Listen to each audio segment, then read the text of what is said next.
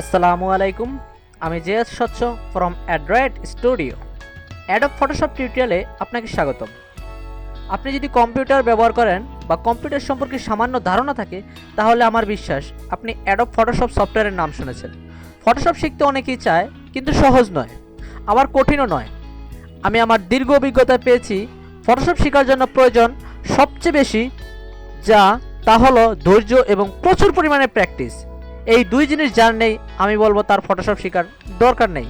ঘাবড়াবেন না। তবে হ্যাঁ, আমার বিশ্বাস যাদের এই দুই জিনিস ধৈর্য ও প্র্যাকটিস করার ইচ্ছা আছে, তারা ইনশাল্লাহ আমার এই টিউটোরিয়ালগুলো ভালো করে মনোযোগ সহকারে দেখলে অবশ্যই পারবেন।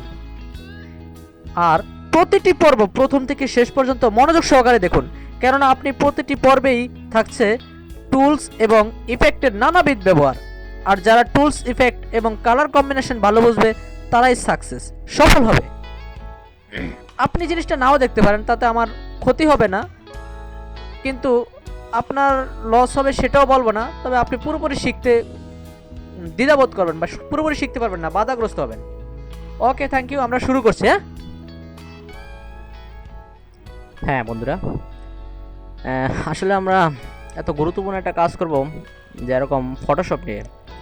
আসলে ফটোশপের মূল যে কাজটা হচ্ছে কি, আপনি যদি আপনার ক্রিয়েটিভিটি অ্যাক্টিভ করতে চান, তাহলে আপনাকে অবশ্যই ইলাস্ট্রেটরে কাজ করতে হবে। আর যদি কোনো তৈরি করা জিনিসকে মডিফাই করতে চান, তাহলে অবশ্যই ফটোশপ সফটওয়্যার অনন্য, তার কোনো বিকল্প নেই। বাট ফটোশপ সফটওয়্যারে অনেক কিছু তৈরি করা যায়, কিন্তু সেটার জন্য আপনাকে অনেক বেশি এক্সপার্ট হওয়ার জরুরি।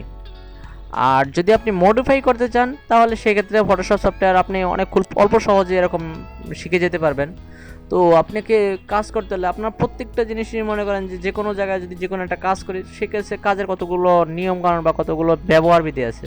তো ফটোশপ টুলস সফটওয়্যার আমরা যখন ইউজ করব, ফটোশপ যখন করব, তখন আমাদেরকে এরকম কিছু টুলসের ব্যবহার জানতে হবে। তো ফটোশপের অনেক ধরনের টুলস আছে, অনেক ধরনের ইফেক্ট আছে।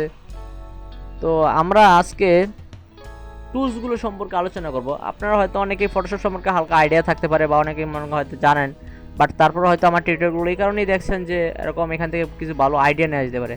রাইট ধরছেন, এখান থেকে আইডিয়া নিয়ে আসতে পারে, কিন্তু সেক্ষেত্রে আপনাকে অবশ্যই টিউটোরিয়ালের প্রথম থেকে শেষ পর্যন্ত দেখতে হবে, কারণ টুলসের ব্যবহার জানা খুবই জরুরি। তো আমি শুরু থেকেই টুলসের ব্যবহারগুলো নিয়ে আলোচনা করছি। এখানে মোটামুটি প্রায় 30 ধরনের টুলস আছে।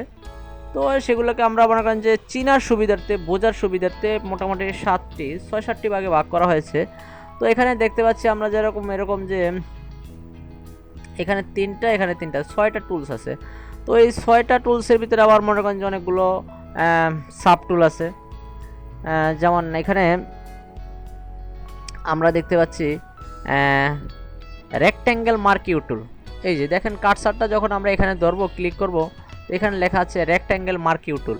এটা শর্টকাট কি হচ্ছে গিয়ে এম। তো এটার যখন আমরা রাইট ক্লিক করব, রাইট ক্লিক করলে দেখা যাবে যে এখানে আরও 4টা সাব টুল আছে। তো কি রেক্ট্যাঙ্গেল মার্কিউ টুল, ইলেপটিক্যাল মার্কিউ টুল, সিঙ্গেল রো মার্কিউ টুল, সিঙ্গেল কলাম মার্কিউ টুল। তো প্রত্যেকটা টুলেরই কি কোনটার কাজ, এটা আমি একটু পরে দেখাচ্ছি আপনাদেরকে। এখন শুধু আমি টুলসগুলোর নাম বলে দিচ্ছি। আর হচ্ছে গিয়ে তার সাথে বেটার হয়, মনে হয় সবচেয়ে ভালো হয় আমি প্রত্যেকটা টুলস ইউজ করব এবং সাথে সাথে একটু করে ব্যবহার দেখিয়ে দিলে ভালো হয়।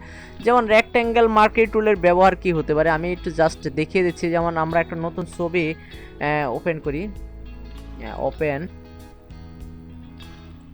যেমন আমি একটা ছবি নিয়েছি, দেখতে পাচ্ছেন আপনারা যে একটা পিকচার ওপেন করা হয়েছে।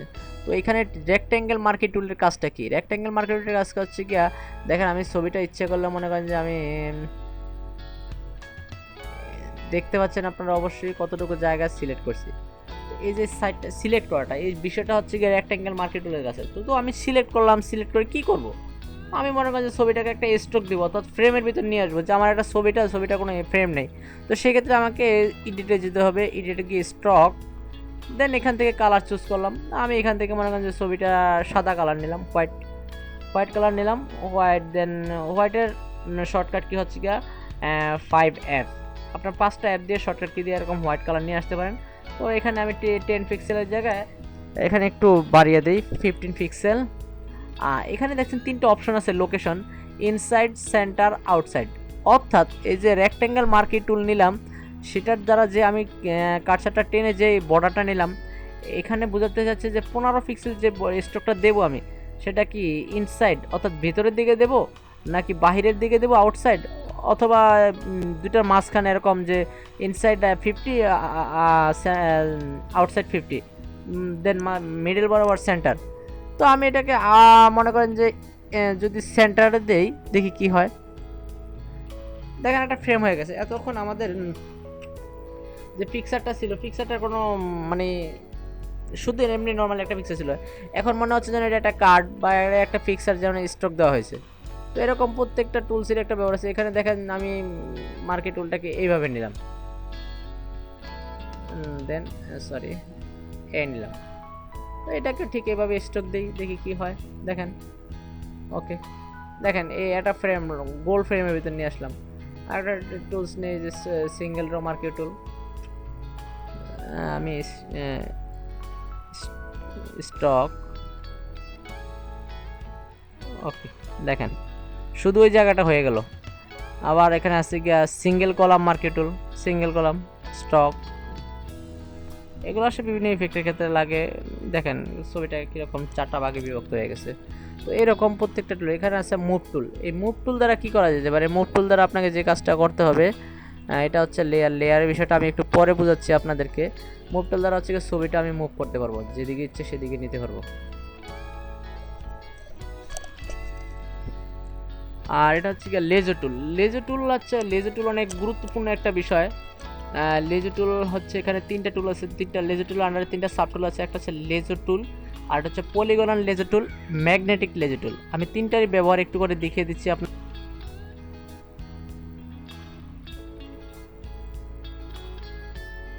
দেখেন একটা পিকচার ওপেন করলাম আমি, তো একটা ম্যান, একটা জেন্টালম্যানের পিকচার। তো এখানে লেজার টুলের কাজটা কি দেখাচ্ছি আপনাকে আমি। লেজার টুল, এই যে 1 নম্বর লেজার টুল যেটা আছে, সেটা দ্বারা মনে করেন যে আমি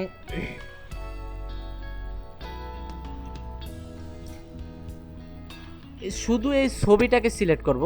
ছবিটাকে সিলেক্ট করার জন্য আমাকে কি করতে হবে? এই যে সাইড দিয়ে গেলাম,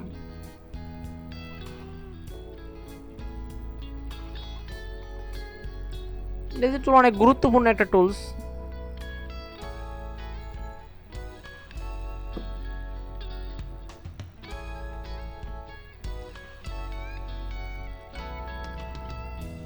দেখেন শুধু ছবিটাকে আমি শুধু আলাদা করে ফেললাম।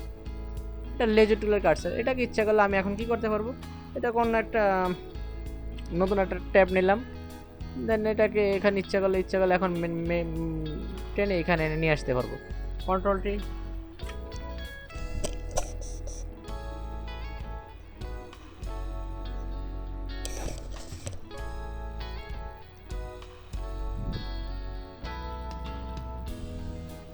এটা হচ্ছে কি লেজার টুলের কাজ। লেজার টুলে আরো সুন্দর কাজ আছে। দেখেন এখানে একটা পলিগনাল লেজার টুল। পলিগনাল লেজার টুলের কাজ হচ্ছে কি, পলিগনাল লেজার টুল নিলাম, শুধু মুখটাকে আলাদা করব।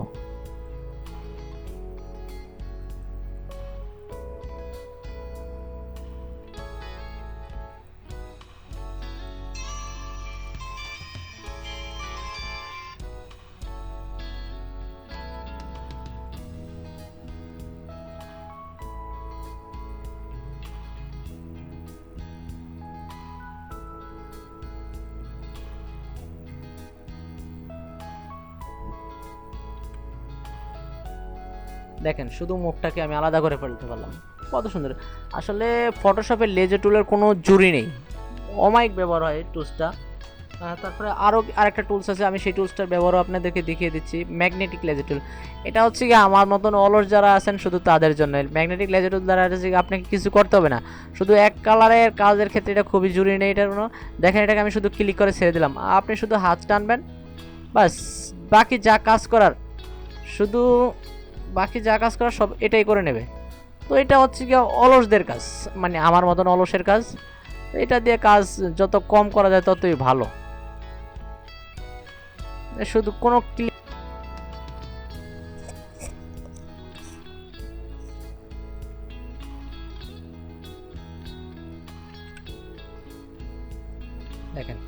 কত সুন্দর।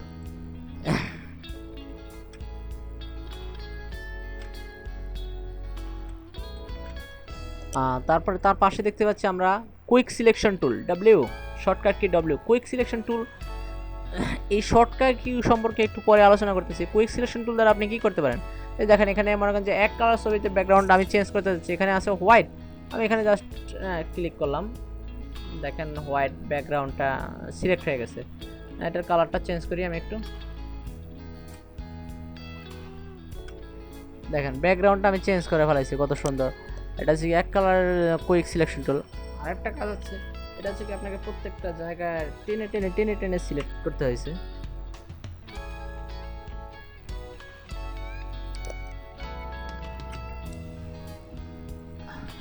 ম্যাজিক ওয়ান্ড টুল, ম্যাজিক ওয়ান্ড টুল দ্বারা কি করবেন, শুধু একটা ক্লিক করবেন, ওই কালারের যতটুকু জায়গা আছে পুরোটাই সিলেক্ট হয়ে যাবে। দেখেন হোয়াইটটা পুরো সিলেক্ট হয়ে গেছে, আমি শুধু কোডটা নেব, কোডটা সিলেক্ট হয়ে গেছে। তো এটাকে ইচ্ছা করলে এখানে যে বিভিন্ন লাইট ইফেক্টের কারণে এরকম হয়েছে, এটাকে ইচ্ছা করলে পুরোটা আবার নেওয়া যায়। শিফট চেপে ধরে ভিতরে যে যে জায়গাগুলো এরকম ধরে ফেলেছে ওই জায়গাগুলো পরিষ্কার করে দেওয়া যায়। দেখেন আমি পরিষ্কার করে দিলাম।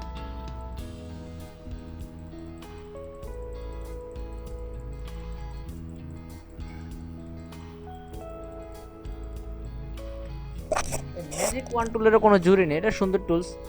দেন তারপর আমরা দেখতে পাচ্ছি যেরকম এটা হচ্ছে কি আপনার ক্রপ টুল, ছবি কাটার ক্ষেত্রে, স্লাইস করার ক্ষেত্রে এই টুলসটা খুব গুরুত্বপূর্ণ। এটাকে এই টুলসটা যখন আমরা ক্লিক করব দেখতে পাবেন যে এখানে এই টুলসটা ক্লিক করার সাথে সাথে এখানে একটা টুলবার ওপেন হয়েছে। তো এখানে আপনি ইচ্ছে করলে হোয়াইট, হাইট এগুলো সিলেক্ট করে দিতে পারেন, রেজুলেশন সিলেক্ট করে দিতে পারবেন। যেমন আমি মনে করেন যে পাসপোর্ট সাইজের ছবিতে আমরা সাধারণত যেটা করি সেটা হচ্ছে গিয়া, পাসপোর্ট সাইজের ছবিতে কত লাগে 1.6 অ্যান্ড হাইট হচ্ছে মনে করেন 2, রেজুলেশন 300 দিই, দিয়ে পিক্সেল ইঞ্চিতে থাকবে। দেন আপনি এটাকে ব্যাস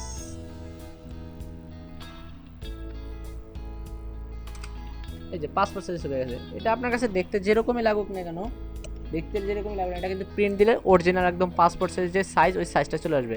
এটা হচ্ছে ক্রপ টুল, এই ক্রপ টুল দ্বারা এই ছবিটার সাইজগুলো এরকম সুন্দর করে কাটা যায়। তারপর হচ্ছে গিয়া আইড্রোফার, আমি এখানে একটা কালার দিলাম, মনে করেন যে ম্যাজিক ওয়ান টুল নিলাম, এই হোয়াইট অংশটুকু সিলেক্ট করলাম। তো এটাকে কালার দেবো হচ্ছে গিয়ে মনে করেন যে এই শরীরের যে কালারটা আছে এই কালারটাই আমি দেবো, বা এই যে কোডের কালারটাই দেবো। এই কালারটার জন্য আমাকে কালার কি চুজ করতে হবে কোড থেকে, দরকার কি এত ঝামেলার দরকার নেই। জাস্ট ওটা নিয়ে আইড্রোফার নেবো, আইড্রোফার নিয়ে বাস এখানে ক্লিক করবো, ওই কালারটা ওখানে চলে গেছে দেখেন অটোমেটিক। এখানে ক্লিক করবো, অল্টার ডিলেট, চলে গেছে। এই আইড্রোফের কাজ হলে গিয়ে এটা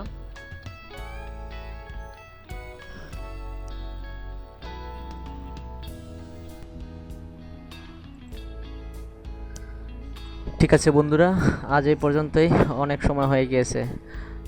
যদি আমার টিউটোরিয়ালটি আপনারা উপকৃত হন তাহলে অবশ্যই সাবস্ক্রাইব করবেন আমার ইউটিউব চ্যানেলে, আর শেয়ার করবেন আপনার বন্ধুদের মাঝে ফেসবুকে, আর অবশ্যই লাইক কমেন্টসের মাধ্যমে জানাবেন আপনার মতামত।